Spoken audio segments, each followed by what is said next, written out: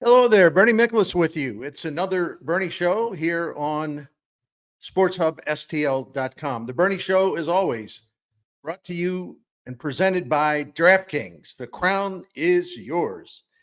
Well, I hope you're all doing well on this Thursday. I'm recording this is about 9:20 in the morning Central Time.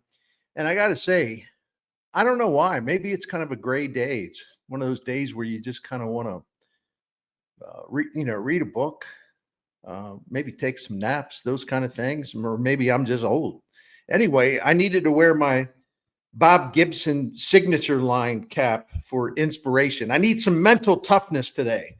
Actually, I'm good. I love to work, but let's just say I needed an extra espresso or two to crank it up a bit.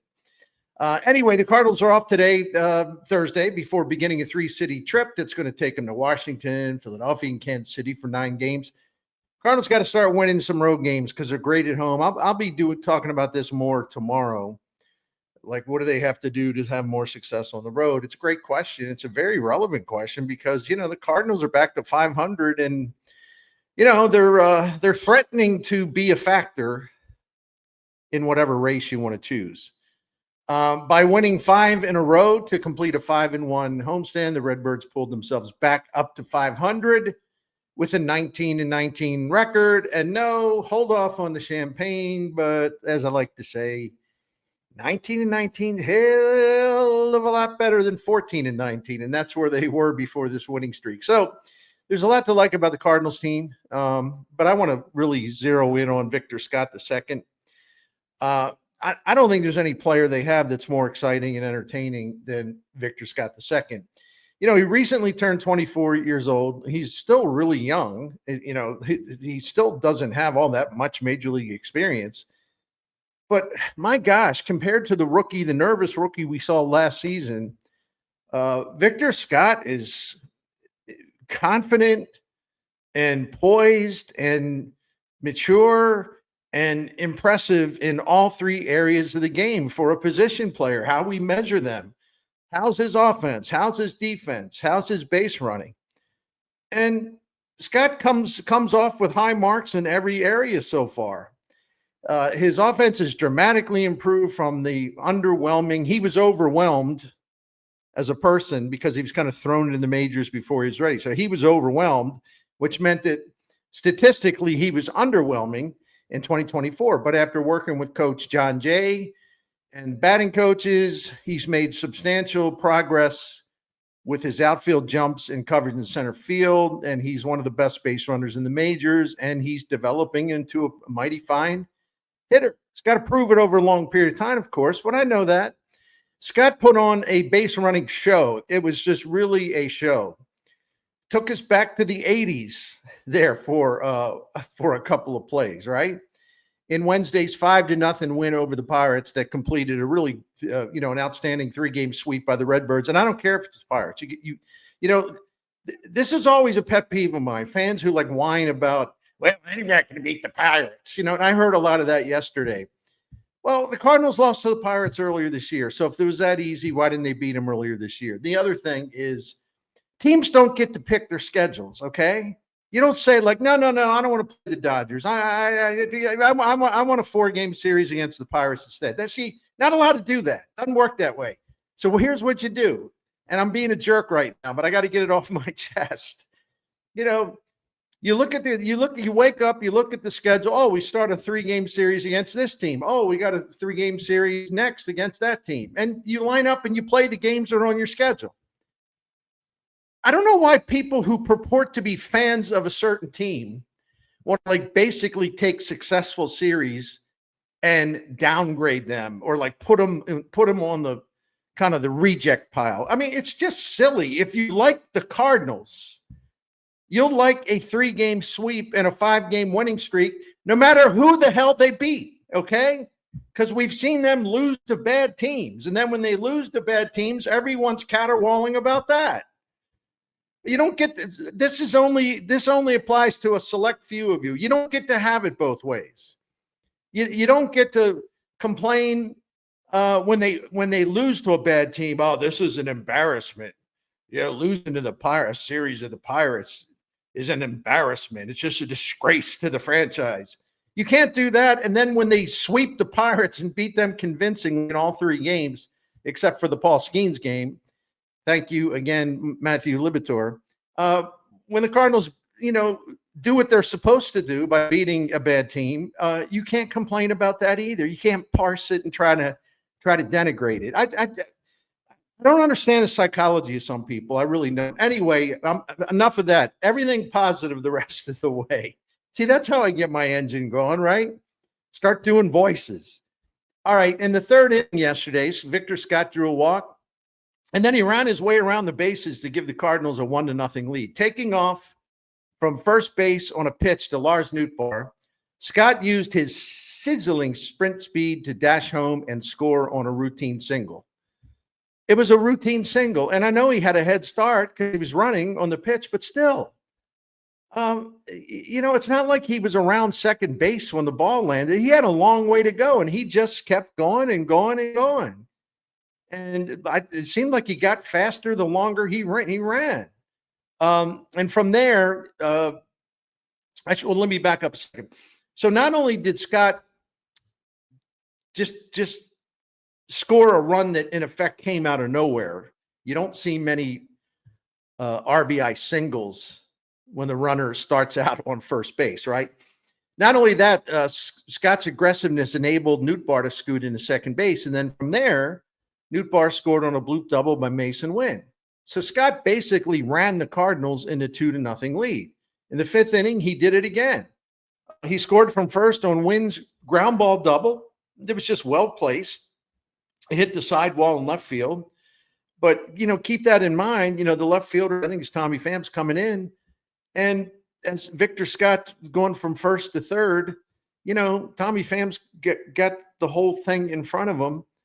And so Victor Scott got to third, and then he kept going.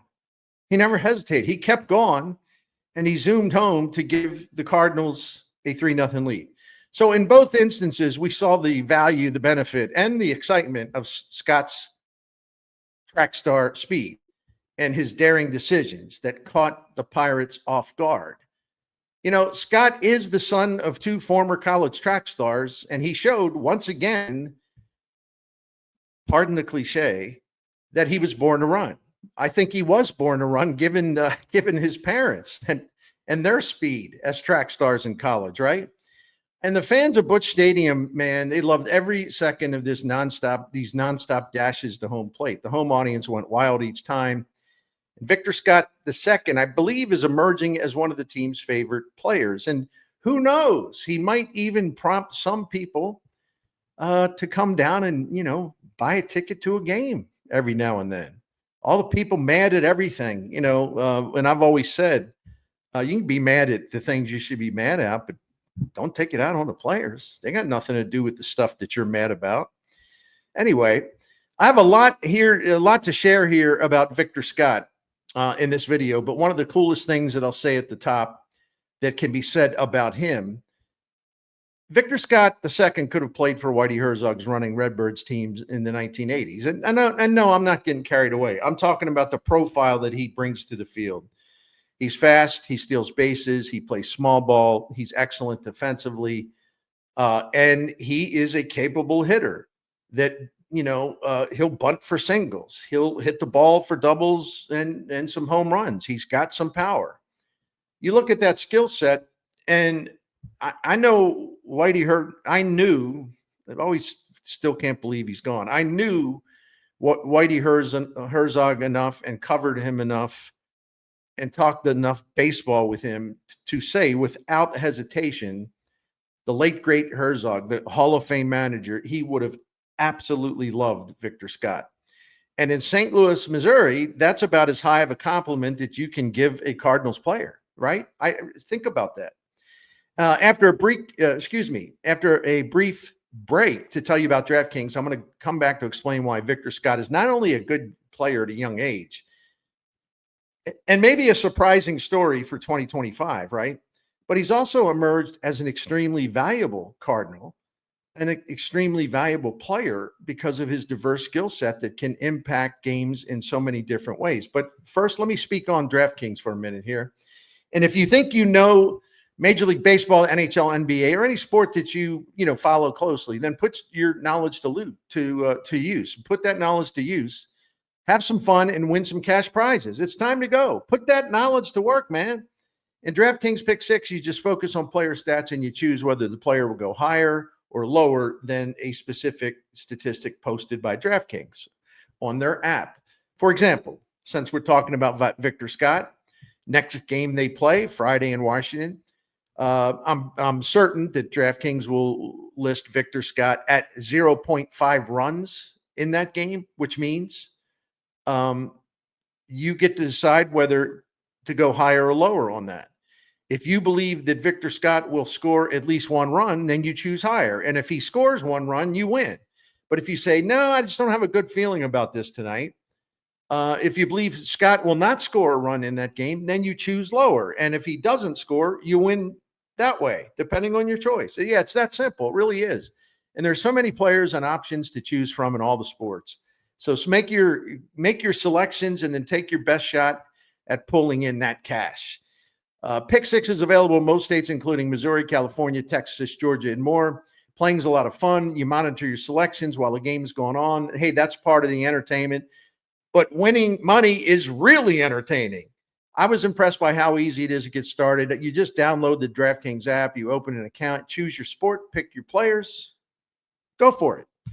New players at DraftKings get $50 in Pick 6 credits instantly with just a $5 entry. Download the DraftKings Pick 6 app now and use the code STL Sports. That's important. Use the code STL Sports for new customers to play $5 and get $50 in those Pick 6 credits.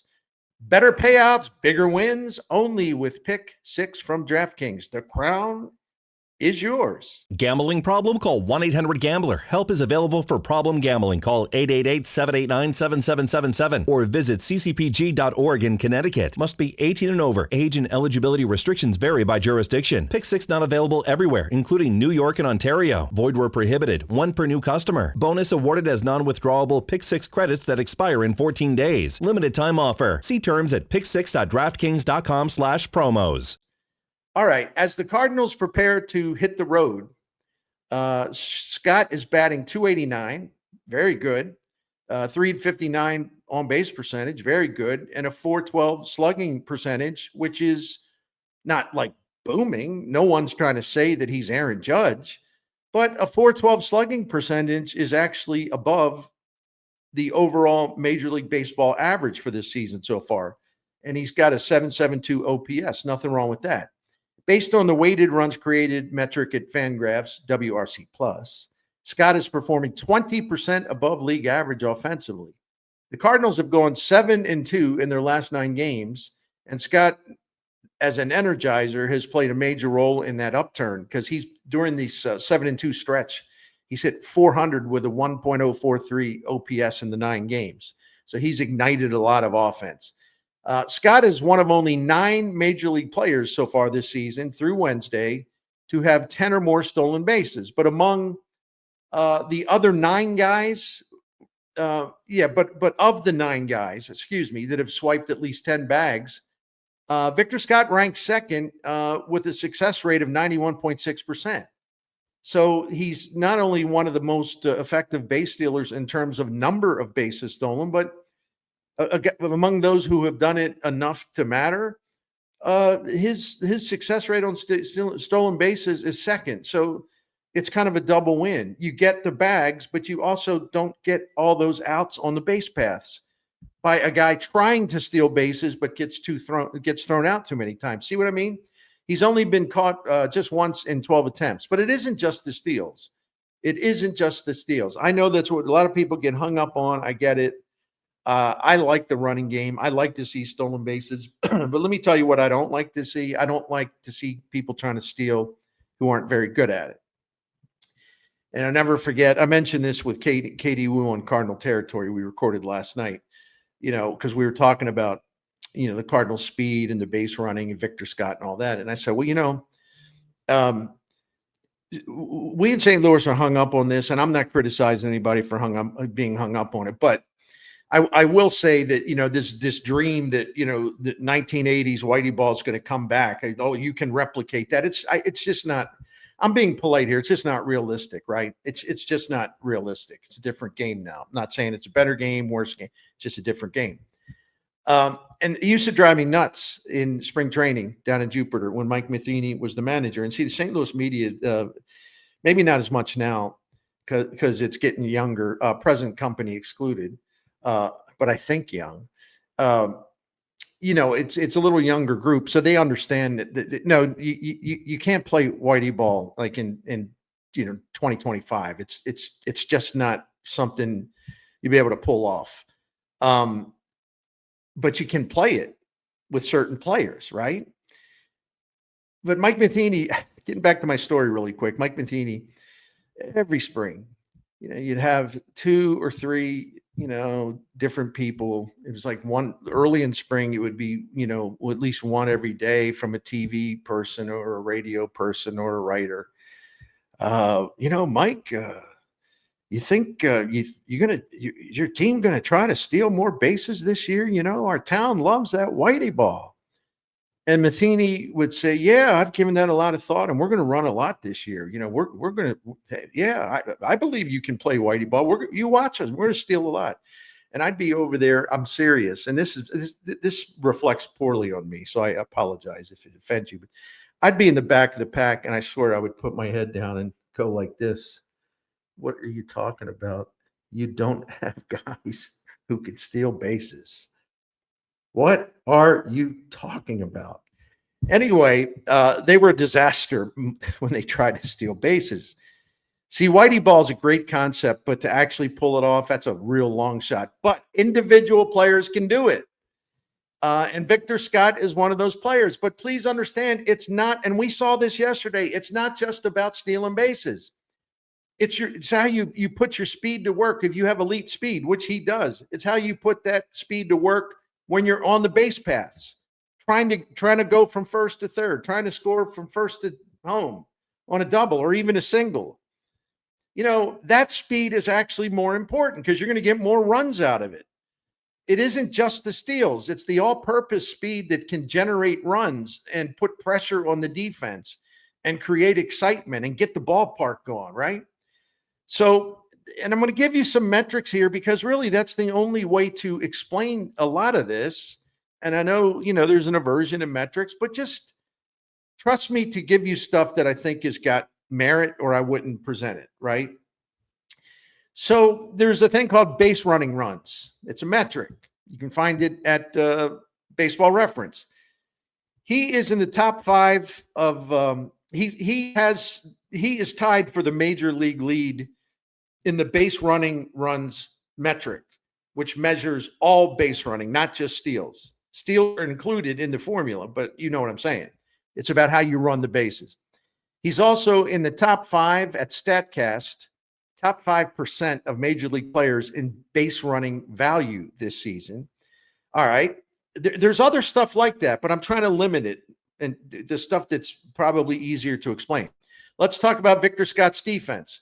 He wasn't a polished center fielder last season, but that's changed in a big way in year 2, hasn't it? According to StatCast, Scott is tied for 3rd in the majors in range. He is tied for 6th in fielding run value. By the way, that's any position. In terms of outfielders, he is tied for 8th in terms of getting a good jump on the ball. Among the major league leaders at any position, for defensive runs saved, I believe he's tied for 5th or 4th the last time I checked. I forgot to write that down, but he's up there. And going back to StatCast, he's 5th among big league outfielders in terms of the average distance of ground that he covers while getting to a fly ball or a line drive and catching it. So there's only 4 outfielders who have covered more ground than Victor Scott this year in terms of making an out, getting to an out. And that's really impressive as well. And of course, his outs above average, which is a range metric, really high there too, top 5. So no wonder Scott's sprint, try to say that 5 times in a row before you've had your full allotment of coffee in the morning, if you're a coffee drinker. Scott's sprint speed of 30 feet per second is essentially tied for the best in the majors right now. And that helps in a number of ways. That speed, that elite speed, helps him get the fly balls and liners in the outfield, helps him race in and snatch a bloop before it becomes a single. It helps him by getting on base by bunting for a hit or just hitting a ground ball and outrunning the ground ball in the throw and getting an infield hit. It certainly helps him stealing bases, as we saw yesterday. It certainly helps Victor Scott manufacture runs by using that speed to sprint around the base paths. And the great thing is, Scott still has room to improve defensively. His jumps are good, but according to StatCast, his instant reaction time, like before he jumps, right? It could be better. And that's okay. He's still picking up on the nuances of fielding that position. John Jay's helped him a lot. He will continue to help him a lot. And as we say this, well, he could do this better. He could be better than that, right? John Jay's working with him. He already rates among the best center fielders defensively in every category, every system that grades defense. So, and he's not really a so-called finished product yet.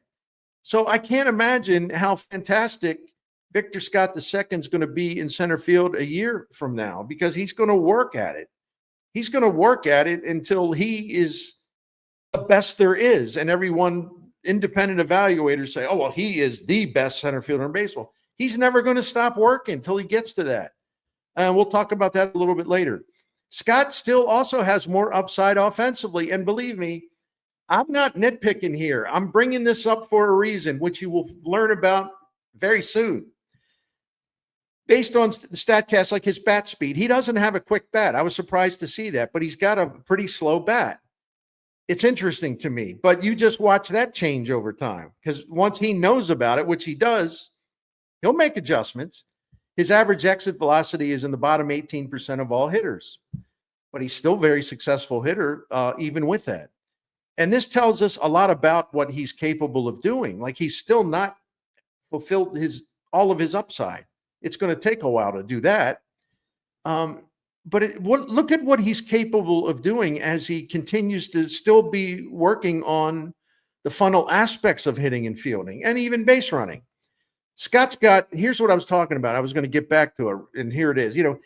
He has got a tremendous work ethic. He wants to be great, and he knows you got to earn it, and you got to prove it. And you don't get that distinction unless you do everything you can to continue to improve and not just rest at being very good when you have such a hunger to be great. And he is one of those guys. Just look at his transformation from last year and all the different ways he's improved. So whatever weaknesses are there in his game, you can be absolutely assured of one thing about Victor Scott II. He will be positively, absolutely relentless in his desire to eliminate any flaws that are there in any aspect of his game. I'll give you a quick example. As a rookie last season, the first thing pitchers do is just, okay, can the kid hit a fastball? Let's see what he can do with these fastballs. Well, they overpowered Scott with four-seam fastballs in 2024. He hit only 228 against four-seamers with a weak 338 slugging percentage. Do you think Scott was about to let that happen again, even though he doesn't have the quickest bat? He is learning how to read pitchers. He is learning how to see the ball better out of their hands. He also knows that he's altered some hitting mechanics, which I think lets him get to the ball sooner when he's coming forward with his swing, even though he might not have the quickest bat that you'd like to see him have. But he wasn't going to get beat on four-seam fastballs again.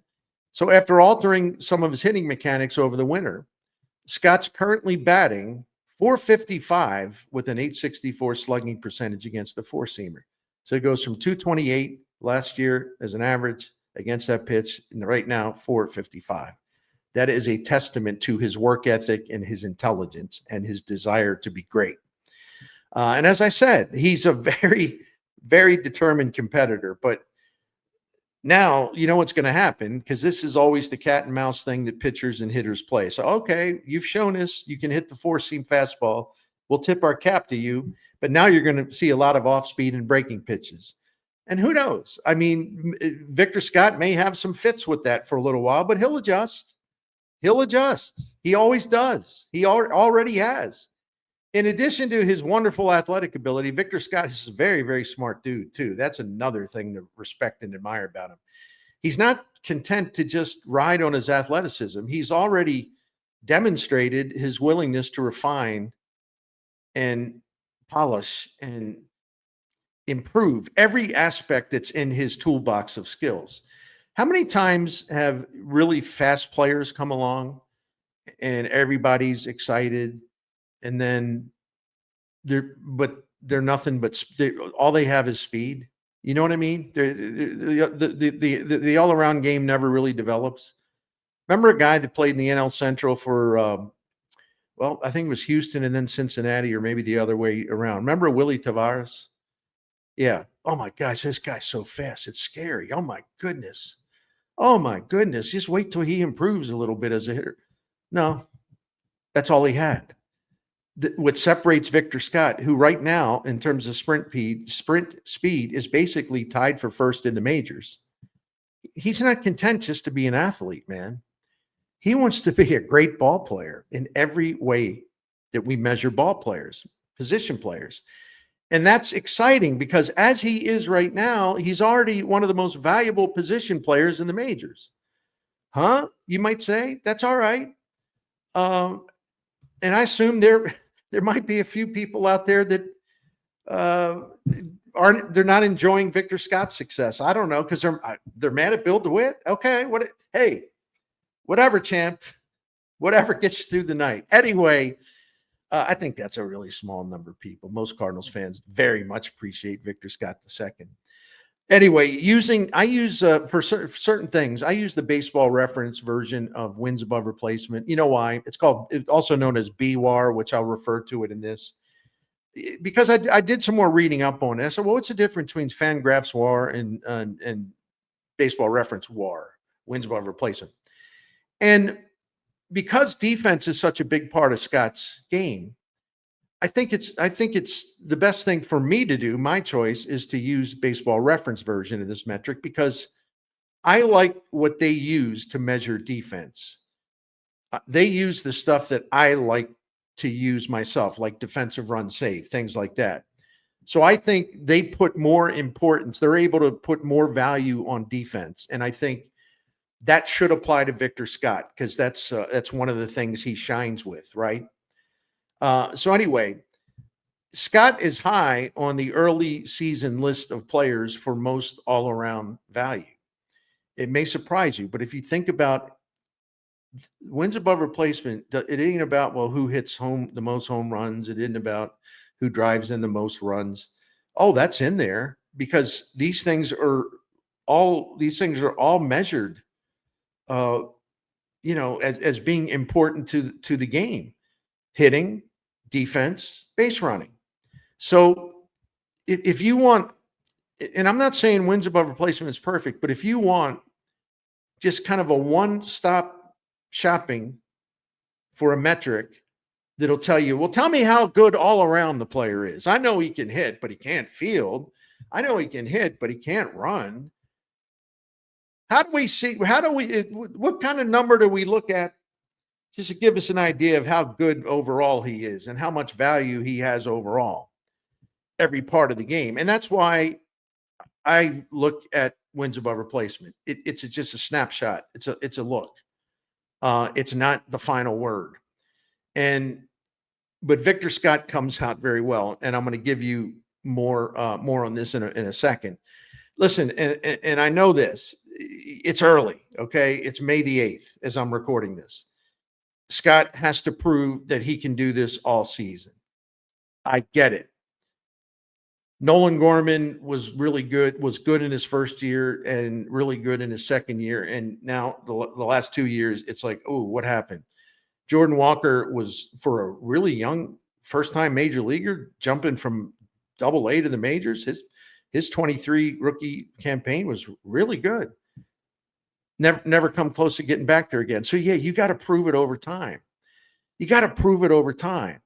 And I think, just by watching Gorman and Walker and others that have come along, you got to prove it over time.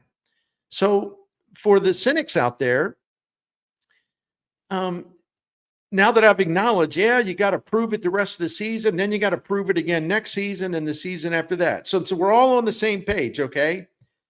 Do I now have permission to talk about how good Scott has been through the Cardinals' first 38 games of the season? Can I talk about the 38 games and what he's done and his value? Because those games have been played and they do count, right? Thank you. I'm just having fun. Scott has 1.6 baseball reference WAR, otherwise known as BWAR. Okay, that's tied for 17th in the majors among position players, and there's a lot of position players. That's pretty damn good. But that 1.6 BWAR really stands out because of his age and because of the company he's keeping. When I was looking at the baseball reference leaderboard for WAR. First of all, in terms of age, his baseball reference wins above replacement ranks 4th among all major league position players at 24 or younger. Now let's put the age factor aside. Let's just look at all ages, all players. Scott's 1.6 BWAR so far is the same. It matches exactly the same as Juan Soto and Kyle Tucker. I'm not going to say it's going to stay that way, but even, less than 2 months in, that's pretty good to be hanging with those guys, right? I think so. And we'll see how he does the rest of the way. And right now, Victor Scott II has got a higher baseball reference WAR. It's got a higher WAR than a bunch of name-worthy players, including Mookie Betts, Francisco Lindor, Bryce Harper, Trey Turner, William Contreras, Randy Arozarena. Yeah, I threw him in there for a reason. Plus many, many more players, including all of his Cardinals teammates. Wins above replacement, as I mentioned, and so I won't repeat. It's not about who what's his slugging percentage. It's not all about that. It's offense, defense, base running. It's the all-around game. A performance of every aspect of how a position player is expected or hopefully will perform. And he's good, or even very good, Victor Scott is, in all 3 areas. And for the context about his career arc, about how impressive this is, at least early on in his age 24 season, among MLB hitters that are age 24 or younger who have a qualifying number of plate appearances, Scott's 3rd in batting average. He's 5th in on-base percentage. He's 9th in weighted on-base average, which I'm going to start using more. I like that. It's like batting average, but it's measured to also include the impact of extra base hits. But his is 344. That's a really good score in this metric. He's 3rd in stolen bases. He also has the 6th highest defensive rating in this group, and he's 5th among center fielders defensively, that age 24 or younger category. One of the guys better than him is the dude with the what did Pat Murphy call Pete Crow Armstrong? He said that dude they got with the blue hair, he's a freak. He's a hell of a player, Crow Armstrong. He really is. But anyway, the Cardinals have their own really good young center fielder as well.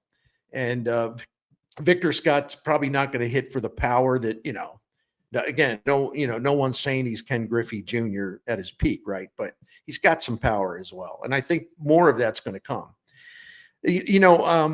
For a matter of just very quick perspective and, think back to 2024. I don't know the last time I saw a player do so poorly as a really stressed out rookie, overmatched rookie, only to come back for year 2 after working his tail off all off season. And he's molded himself into such a superb all-around talent. I mean, this has been a really quick transformation based on the guy we saw last year. And that brings me to another point. Another key to his success is he's mentally strong. I mean, what happened last year could have broken him or set him back to such an extent that it would take him a much longer time to rebound and regain his confidence, right? That was such a bad rookie season. Wasn't his fault. He just wasn't ready. But man, look at how he handled that. He used it as fuel. It's like, I'm embarrassed I played that way. I know I'm much better than that, and I'm going to show everyone I'm better than that. And here's a recent example that made me wonder. About 2.5 weeks ago, roughly, Victor Scott was in a slump. I mean, numbers were starting to go down. It was April the 20th, I believe. His batting average was down to 235. His on-base percentage had gone down to 303. His slugging percentage had fallen to 338.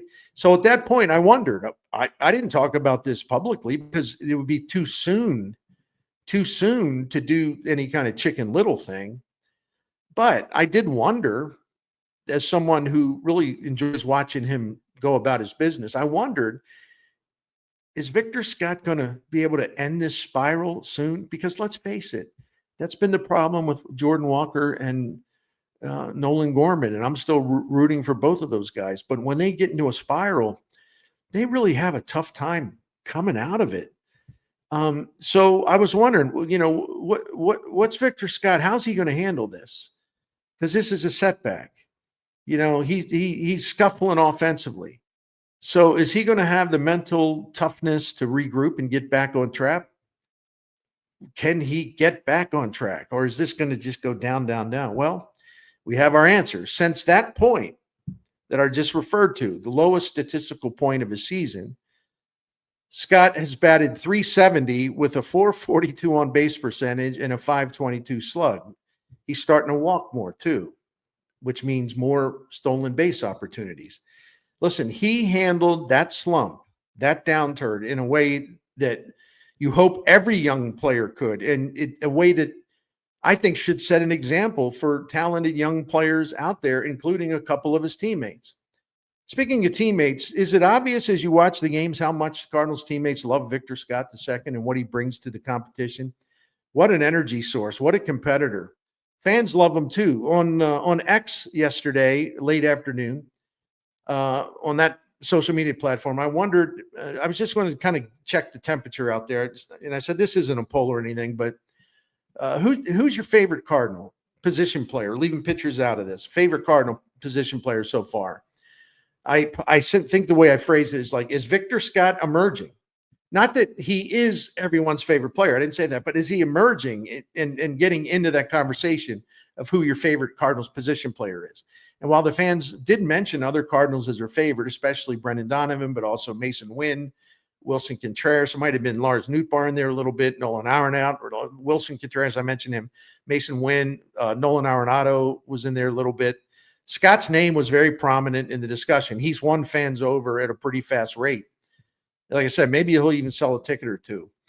Listen, I'm going to go back to something I said earlier. Whitey Herzog would have loved Scott as much as the fans are starting to love him now. In St. Louis, when we see a talent come along that represents that all-around brilliance that we associate in terms of skills that define the team, those skills, that all-around play that we saw from Herzog's best team in the 80s, those Cardinals were smart. They were fast. They were superb defensively. They were resourceful offensively. They had a dose of power. They had the skill to play small ball. That's an increasingly rare blend of talent because baseball has changed so dramatically. Now, we tend to be romantic about the Whitey ball era and wonder if we'll ever see anything like that again. Well, in terms of an entire team, the answer is no, not with the way the game's changing because of launch angles and whatever, high velocity pitchers. Teams are much smarter, most of them defensively now. It's just a different landscape. But in terms of an individual talent, talking about the combination of athleticism, intelligence, competitiveness, mental toughness, and a winning mixture of those all-around skills, Victor Scott does represent what we've seen so far. He does represent that long gone era of Whitey Herzog baseball. And no wonder why the fans in St. Louis love him so much, or they're starting to love him a ton. See, when I say Victor Scott represents those qualities that I associated with Whitey Herzog's teams, the style of play, I don't think I could say anything nicer than that about a Cardinals player, you know? And it really gives me pleasure to talk about him in such glowing terms. But once again, I know he's got to keep it up, man. The test of time is the real test. But man, what a huge difference between last season and this season. And Victor Scott II is absolutely one of the leading factors why this team has been able to pull out of the ditch, climb out of it, and get to 500. All right. Thank you for watching. I'll have a Redbird review column ready for you a little while later today. All of my video and column work can be found at sportshubstl.com, and that includes a podcast version of every video I do. So thanks again to DraftKings. Thanks to you, but thanks to DraftKings for presenting the Bernie Show. The crown is yours. Thank you very, very much. Have a wonderful day.